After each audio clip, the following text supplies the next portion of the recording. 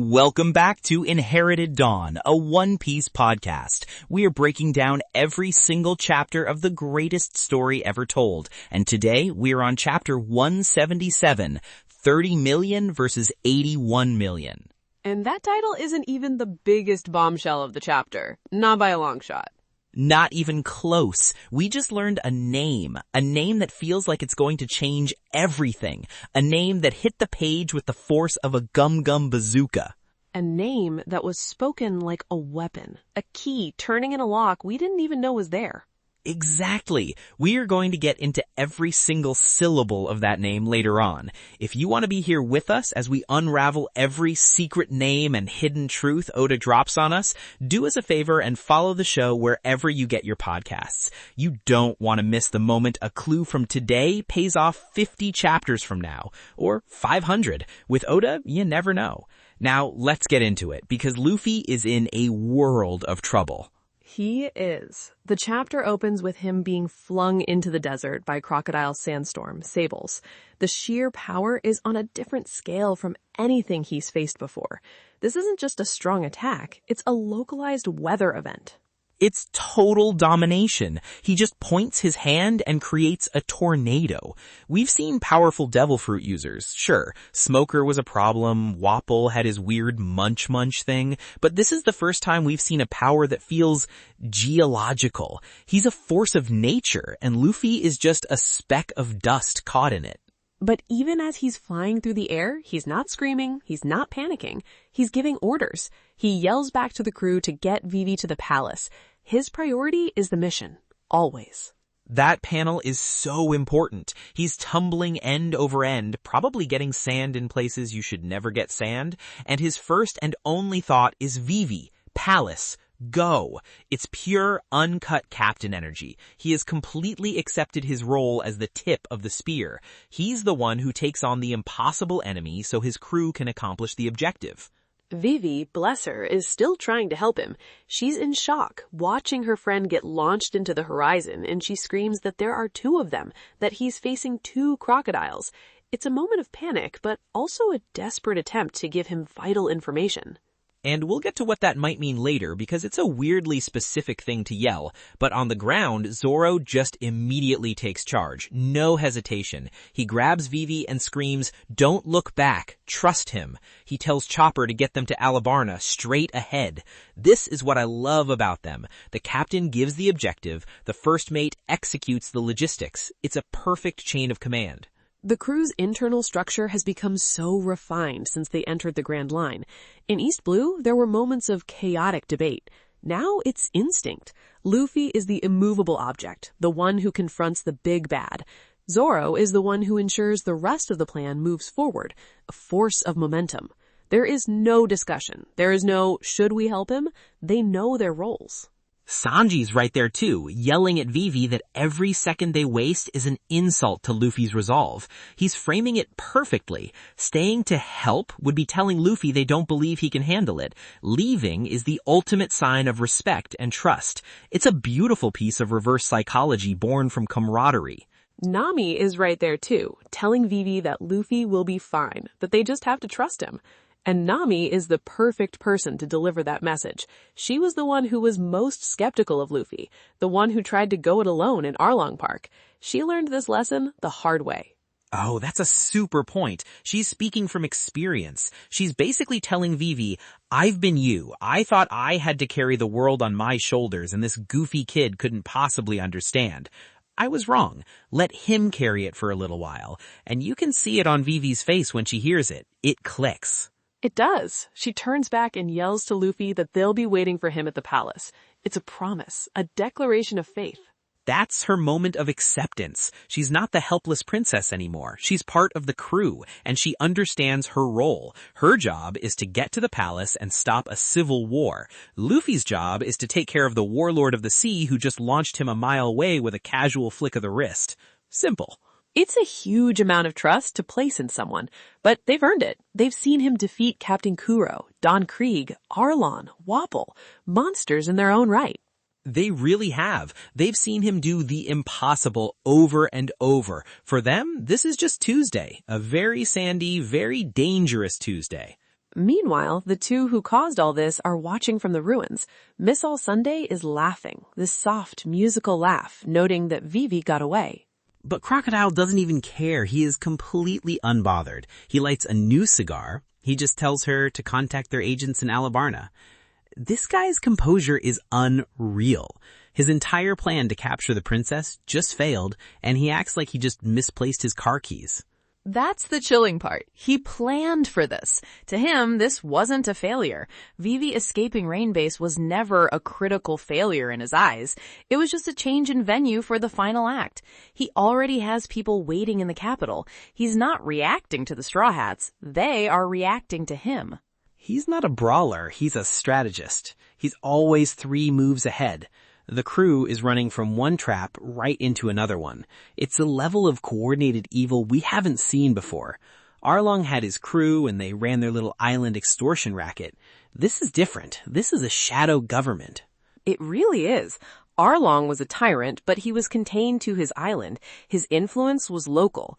Crocodile's reach feels national, governmental almost. He has agents, a code name system, layers of command. He's using his warlord status as a cover to run a massive criminal conspiracy. It's so much more complex. Back in the desert, Luffy finally lands with a thud. He's talking to himself, or maybe to Crocodile, who he knows is listening.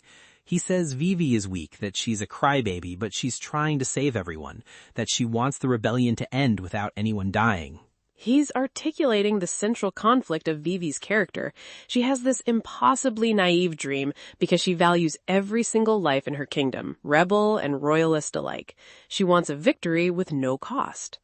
And Crocodile, who has now appeared before him like a phantom, just scoffs at the idea. He calls it the idealism of the weak and says it's foolish. He is the voice of pure, cold pragmatism. He believes that for something new to be built, the old has to be burned to the ground. Casualties are not a tragedy, they're a necessary expense. This is the core philosophical battle of the arc. Vivi's impossible dream of a bloodless resolution versus Crocodile's cynical belief that power is the only thing that matters, and the weak exist to be stepping stones for the strong.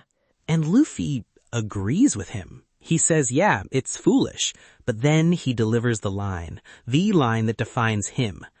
That's why I have to stop you, so she doesn't have to work so hard. And that's it. That's the whole thesis statement for Luffy's brand of heroism. It's not about grand ideals or justice in the abstract. Right? He's not saying her dream is possible. He's not arguing the philosophy. He's saying her dream is a massive burden, and because she's his friend, he's going to carry it for her. He's going to beat up the guy making her cry. It's that simple and that profound. He's not fighting for a philosophy. He's fighting for a person. His actions are his philosophy. Crocodile can't comprehend that. He sees it as pure weakness. He laughs and says he's crushed hundreds of naive fools just like Luffy. He sees this emotional motivation as a fatal flaw. He fundamentally misunderstands where Luffy's strength comes from. He thinks it's about bounty numbers, about devil fruits, about ideals. It's not. It's about taking on the dreams and the burdens of your friends. That's the fuel for his fire.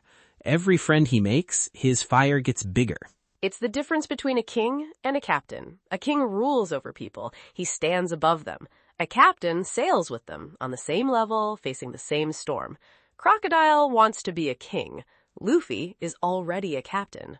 Exactly. And then Luffy, after hearing this whole speech from a warlord of the sea, this man who controls an entire country from the shadows, this master manipulator, just looks at him and says, "You're pretty stupid." And Crocodile loses it. He completely loses his composure. For the first time, this calm, collected mastermind who was just lighting a cigar a minute ago is visibly, incandescently furious. His face contorts, veins are popping, because this kid with a bounty of 30 million berries just called him, the 81 million berry man, stupid. It's such a perfect Luffy moment. Luffy doesn't attack his strength or his plan, he attacks his intelligence, and it's the one thing that gets under Crocodile's skin. Crocodile prides himself on being the smartest man in the room, on outthinking everyone. For Luffy to dismiss his entire worldview as simple stupidity is the deepest insult possible. It's like Crocodile built this intricate, beautiful house of cards representing his philosophy, and Luffy didn't even bother to blow it over.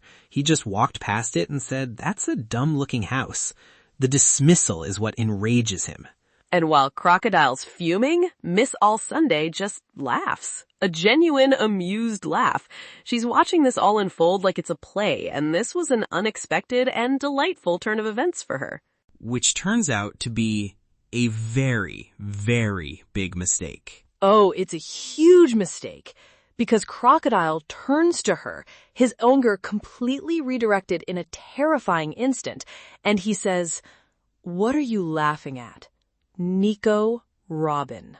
And the whole chapter just stops. The air goes out of the room, the record scratches. We, the readers, just sit there blinking at the page. Who? What? A full name, not a code name, a real name. And he spits it at her like it's a curse. Nico Robin.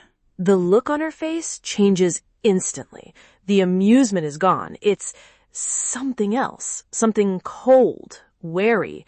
The mask is gone, and for a split second, we see the person underneath, and that person is in danger. This changes everything we know about her. She's not just Miss All Sunday, vice president of Baroque Works. That was a role she was playing, a costume she was wearing. This Nico Robin is who she is, and it seems like it's a person she does not want to be, or at least a person she doesn't want anyone to know about. Or a person she doesn't want Crocodile to know she is. There's history in that name. He didn't just say it, he used it. He was reminding her of something. He was pulling her leash. He was putting her back in her place. Exactly. It was a power play. He was telling her, don't get comfortable. Don't think you're my partner. You're a tool, and I know who you really are. And it worked. She stops laughing. She says nothing. She just turns and starts heading for Alubarna, completely silent. He reestablished absolute control with 2 words, which makes you wonder, what is so significant about that name? Is it a noble family he's holding hostage? Is she from a famous line of assassins and he knows her history? Or is she a fugitive? A fugitive with a name so dangerous that just speaking it is a threat. Bro, this is a massive piece of the puzzle. We thought she was just the mysterious, cool, slightly flirty second in command, but she might be a player on a much bigger stage than even Baroque Works. Baroque Works might be a sideshow for her. And then she says to Crocodile, "It doesn't matter if I die." That's not something a happy person says. That's not the line of a confident villain. It implies she's been running from something for a very long time, and that her life is a secondary concern to something else. Her goal, perhaps? This whole Alabasta situation might just be a hiding place for her. A temporary alliance with a powerful man to keep off someone else's radar. Maybe the world government's radar? Or someone even scarier? I mean, who's scarier than the world government? Okay, but think about what this means for the story from a narrative perspective. Oda just handed us a character who is deeply embedded with the primary villain of the arc, and he simultaneously revealed she has her own secret, desperate backstory that is completely independent of his. She is a total wild card now. Her loyalty to Crocodile is clearly not absolute. It's conditional. He has some kind of leverage over her, and it's tied to that name, Nico Robin. What happens if that leverage disappears? What happens if Luffy, say, beats Crocodile? Does she have any reason to stick around? Which means her actions from here on out are completely unpredictable. Is she helping him because she wants to, or because she has to? Does she believe in his goal of taking over the country, or is she just using him to get something she wants? After she leaves, Crocodile is fully focused on Luffy again. His rage is cold now. He pulls out this ornate snake-themed hourglass and drops it in the sand. "I'll give you 3 minutes," he says. "Show me the strength of a 30 million berry man." It's the ultimate act of arrogance. It's so dismissive. He's not even going to exert himself. He's just gonna let Luffy punch himself out for 3 minutes before he finishes him. He's treating a life or death battle like it's a timed quiz. He's the teacher, and Luffy is the failing student. And Luffy, of course, accepts. He doesn't care about the time limit, the taunts, the theatrics. He just sees the guy he needs to beat. The hourglass means nothing to him. So, he attacks. Gum Gum Pistol. He winds up, lets it fly, and his fist goes right through Crocodile's chest, sand spraying out the back. No effect. Crocodile doesn't even flinch. He just reforms the sand, a cold smirk on his face. He's a Logia user. A Sandman. We saw this with Smoker, but it feels different. Smoker was smoke, intangible. Crocodile is sand. He can be solid, he can be flowing, he can be a storm. Luffy tries again. He's not deterred. He goes for the big one, Gum Gum Bazooka. Both fists, full power. And the same thing happens. They just pass right through him. It's like trying to punch a cloud or a pile of dust. This is a problem on a whole different level from what he's faced before. Don Krieg had armor. Arlong had a sharp nose and tough skin. You could hit them. How do you beat someone you can't touch? Crocodile even tells him it's pointless.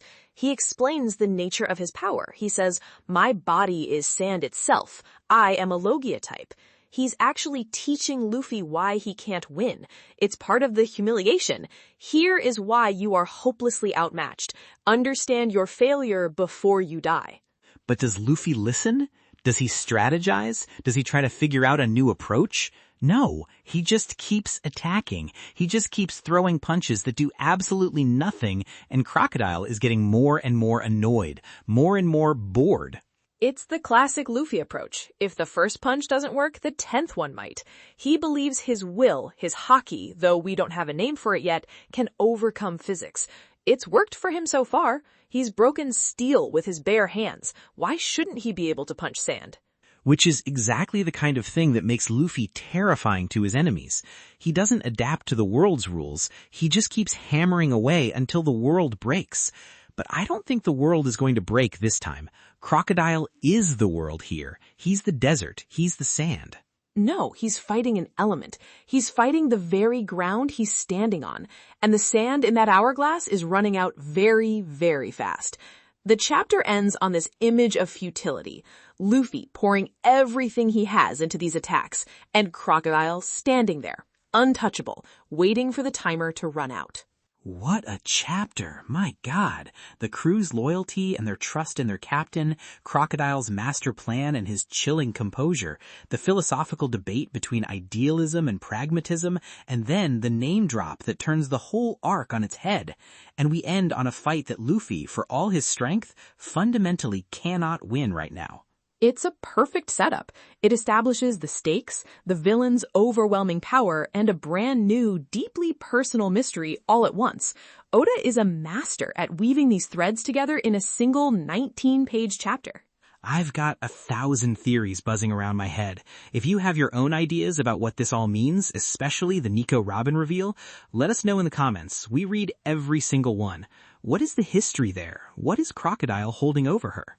So, predictions for Chapter 178. What do you have? Okay, prediction 1. Luffy loses this fight, obviously. The hourglass will run out and Crocodile will defeat him in a humiliating way.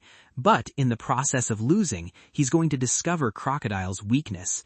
My money is on water. He's made of sand. Sand gets clumpy and solid when it's wet. Luffy's going to get a lucky hit in with a sweaty hand or maybe some blood from a cut, and he'll realize he can actually touch him.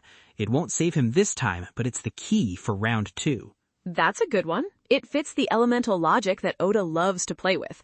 It's simple, intuitive, and something Luffy could discover by accident. What's your second? Second prediction, we cut back to the rest of the crew arriving in Alubarna, and they run smack into the main officer agents. Zoro has been itching for a real fight ever since he got his new swords, and I think Oda is about to give it to him. We're getting the first big officer matchup next chapter. No more Mr. Fives and Miss Valentines. It's time for the big leagues. I could see that. Split the focus between Luffy's defeat and the crew's next challenge to keep the pace up. Okay, my turn. Lay it on me. My first prediction is about the name. Nico Robin isn't a noble or a criminal in a traditional sense.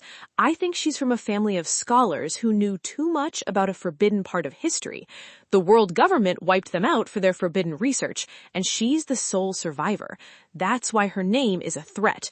It connects her to forbidden knowledge, and it makes her the most wanted person in the world by the very people who rule it. Whoa, so she's not running from the law, she's running from the entire world government. And Crocodile knowing that name is like him holding a flare that says, "Hey, world government, she's over here." That is a heavy theory. I like it. A lot. It makes her way more important than just a warlord's lackey. So, second prediction.